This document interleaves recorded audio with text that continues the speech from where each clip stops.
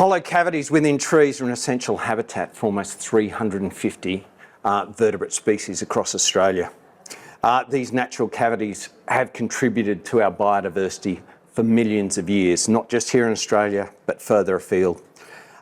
Humans have developed both natural and artificial hollows to try and attract and take advantage of wildlife for hundreds of years. And indeed, more recently, we learned how to put carved hollows within trees which better mimic the natural hollows we have there. Another aspect of that is really orientation. This more applies to wildlife boxes, and I'll come back to that later, but as far as carved hollows are concerned, there are preferred orientations. You want to avoid the hot north and western sun. You also want to avoid wherever the rain comes from. Just to give you an idea, what Pat is doing here is carving out the external dimensions of that hollow, and then he is creating book-like leaves that he can knock out, and they get knocked out really simply, as you will see, to create that general cavity. There are all those leaves, and there's the cavity he's created. You'll notice it's not really neat inside, and that's a benefit. Here he's cutting the entrance. You can see the entrance from the inside. He's attaching the faceplate back on, and here, okay, you can see the entrance, and you might just be able to see the division of the faceplate down there.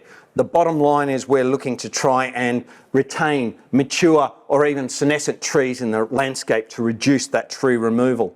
We're also trying to recognise that these are really limited resources in an urban and peri-urban environment, and make it a priority that they get retained wherever possible, and in the process we're adding value.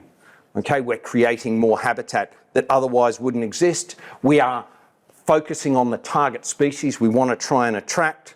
Here we have a crimson rosella. The hen is checking out, is the bathroom the right size? Do I like the living room?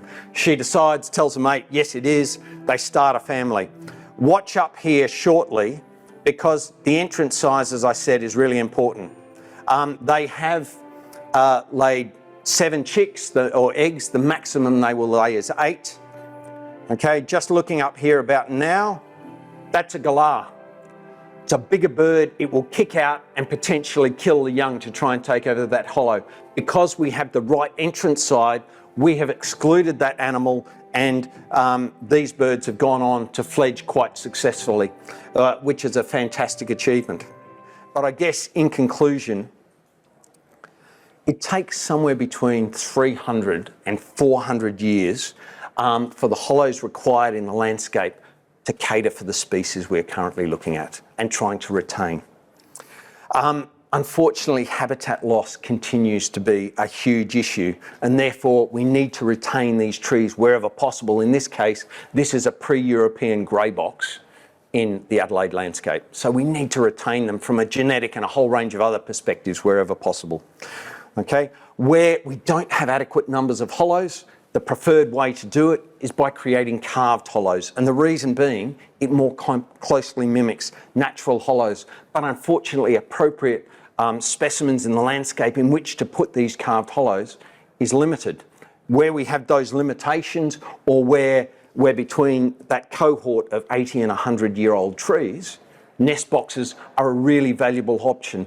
And what we're starting to do is plan the life of this tree. So from the time it plants, once it gets to 10, 15 years, we can add habitat value. Once it gets to 80 years, we can increase that habitat value. Once it gets to 200 years, we are retaining that invaluable specimen in the landscape and managing it for the wildlife that are dependent on it.